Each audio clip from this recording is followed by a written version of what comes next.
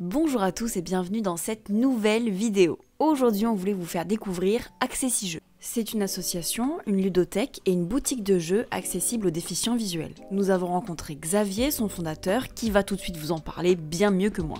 Donc Xavier, nous sommes ici chez toi, dans ton royaume, chez Accessi-Jeux. Oui. Déjà, Accessi-Jeux, c'est quoi? Et c'est une association que j'ai créée il y a 8 ans. Parce que je suis le premier bénéficiaire de cette association qui adapte les jeux pour les rendre accessibles aux malvoyants. Et je suis moi-même très bigleux.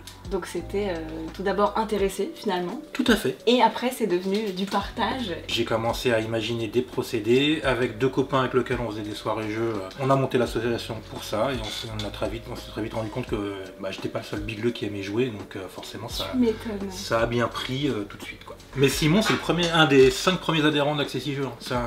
On se connaît, il était même pas encore chez Origames, qu'il a déjà. Voilà, tout à fait. C'est vrai, c'était 2015. Ouais, c'est ça. Sur la place Doménil. Exactement. Ouais, et on faisait des événements, on n'avait pas encore de local et on faisait des événements dans le kiosque citoyen qui est sur la place Doménil, un kiosque qui est à disposition des associations, donc nous on faisait jouer les passants. Est-ce que c'est un lieu qui est accessible à d'autres types de handicap? On fait les salons du handicap comme on fait les salons du jeu. Toute notre expertise elle est sur l'adaptation des jeux pour les malvoyants et les non-voyants. Et après, avec le temps, en fait, on commence à apprendre des choses sur d'autres types de handicap et on croise beaucoup de structures qui nous apprennent des choses. La ludothèque, en soi, elle est un excellent endroit pour ça, c'est-à-dire qu'on a des personnes avec tout type de handicap qui viennent, des fois solo, des fois encadrées par des structures, donc on apprend comment faire jouer ces personnes. On est hyper expert de la déficience visuelle, mais on n'est pas du tout fermé à apprendre et à développer d'autres choses pour d'autres types de handicap. Hyper expert de la déficience visuelle. Non, en fait, ce qui est compliqué, c'est de trouver le jeu qui va correspondre à tout le groupe. Ouais. Donc déjà, on scinde la table en deux parce qu'on en a un qui est paraplégique et qui communique que en clignant des yeux, mais lui, il est capable de jouer à des jeux comme Azul, etc. Il joue à des trucs super complexes. Et à côté, on a certaines personnes qui ne sont pas capables de mettre de chiffres dans l'ordre chronologique, quoi.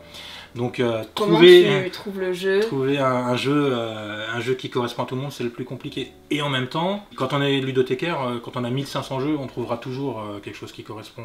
Par contre, pour les déficients visuels, le problème c'est que si le jeu n'est pas adapté, quoi qu'il arrive, ça marche pas. Du coup, quel type de jeu on peut adapter pour des personnes malvoyantes ou non-voyantes? Pour le coup, on est surtout sur des petits jeux familiaux, y compris des jeux de chez vous qu'on a déjà adaptés, comme Cabot, l'Auberge des Pirates, tout ça. Tout ce genre de petits jeux fonctionne très bien. Au moment où j'ai créé l'asso, je jouais à des choses comme Agricola, Puerto Rico, etc. Ouais.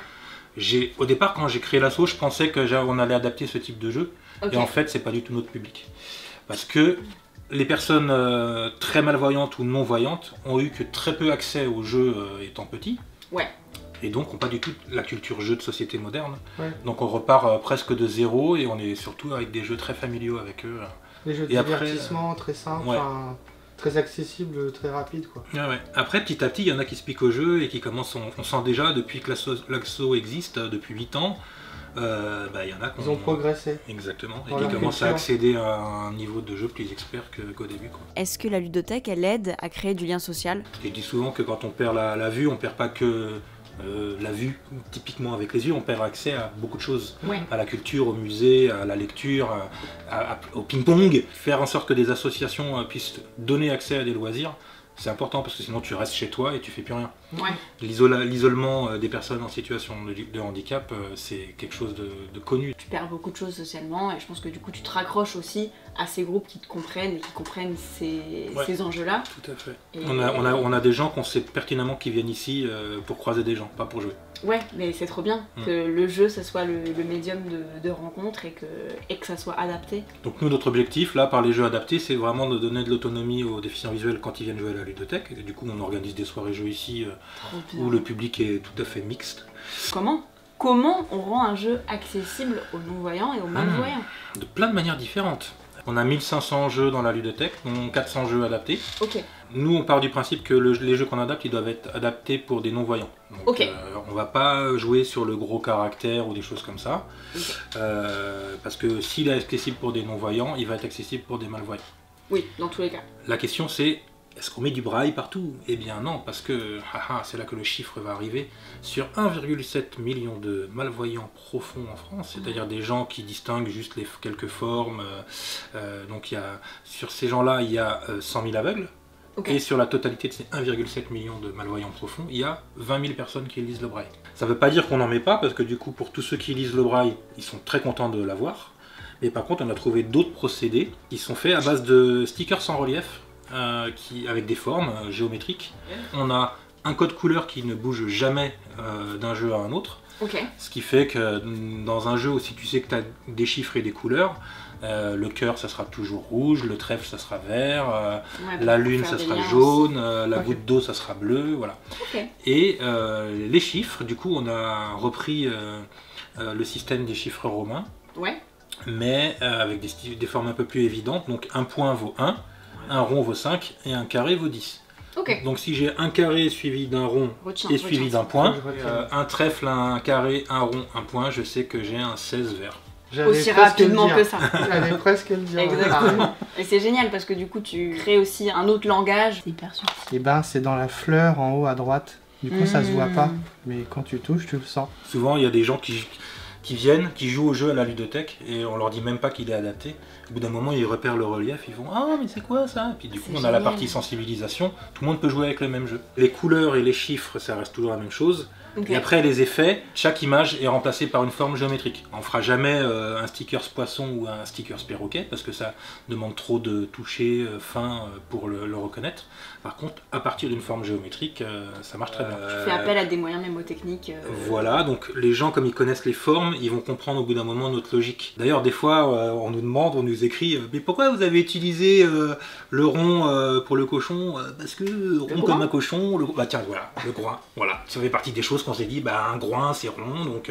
on ne demande pas de compter, mais par contre des groins de cochon, ça je suis là, il n'y a pas de souci. Et puis d'un jeu à l'autre on retrouve des effets, par exemple on a un sticker en forme de fenêtre à petits carreaux. Et ça par exemple on l'utilise pour le voleur, parce qu'on dit que le voleur passe par la fenêtre. Donc dès qu'il y a une action de voler, on va utiliser la fenêtre par exemple. Donc là on a un personnage avec un trèfle, je sais pas qui c'est mais tu vois. C'est vert. Ah c'est une histoire de couleur. Bah, lui il a une tête verte. Il a une tête verte. Ok, ça c'est une fenêtre. C'est un zombie. Puisqu'il passe par la fenêtre pour rentrer dans la maison. Ah, c'est notre prochain jeu, ça. Là, il y a deux flèches, une dans un sens, une dans l'autre, donc il doit y avoir un changement de sens. C'est Dracula. C'est Dracula, c'est ses dents. C'est des canines. Ah ouais, ok. Mais par contre, tu connais, y a pas Access Jeux, c'est une super... Ah oui, c'est double. Oui, c'est les deux flèches vers le bas. Ouais. Bon voilà, du coup, on comprend le principe. Hein. Il y a la même logique dans la langue des signes, l'étymologie des signes. Certains signes vont prendre les formes du réel et les reproduire avec les mains. On va dire qu'on a une vingtaine de pictogrammes différents.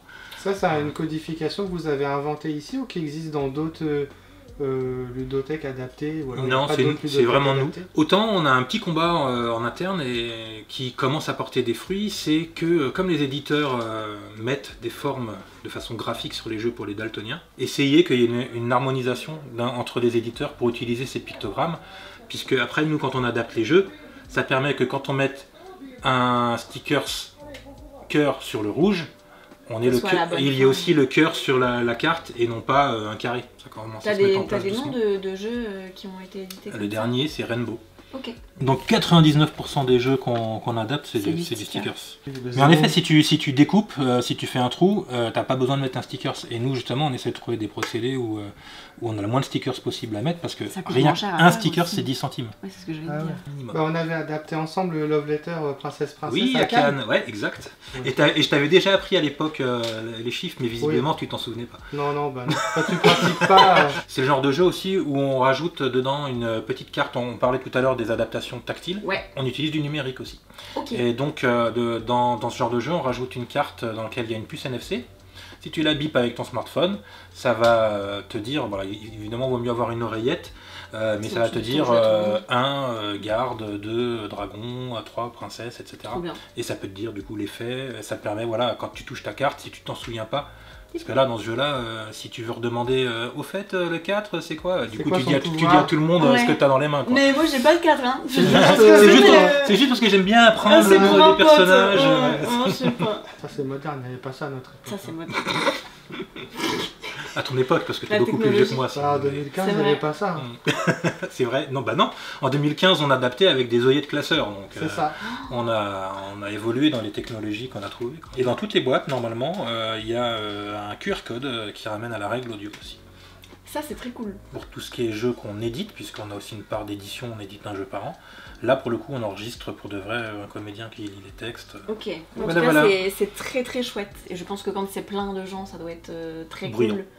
Ah, j'allais dire, ça doit être sympa de voir les gens ensemble. Oui, c'est très cool, mais c'est très bruyant. Ce sera le mot de la fin. Merci à Xavier pour son accueil, on a appris plein de choses, on espère que vous aussi. Si vous êtes un éditeur de jeux, n'hésitez pas à contacter Xavier sur les salons pour voir ce qui est adaptable dans votre catalogue. Si vous êtes bénévole, vous pouvez aider à adapter les jeux, ils sont disponibles sur la boutique en ligne. Et si vous êtes en situation de handicap et que vous cherchez un lieu pour rencontrer des gens autour d'un jeu, allez y faire un tour, vous ne serez pas déçus. Merci à tous d'avoir écouté ou regardé cette vidéo et on se retrouve très bientôt sur la chaîne de Regames.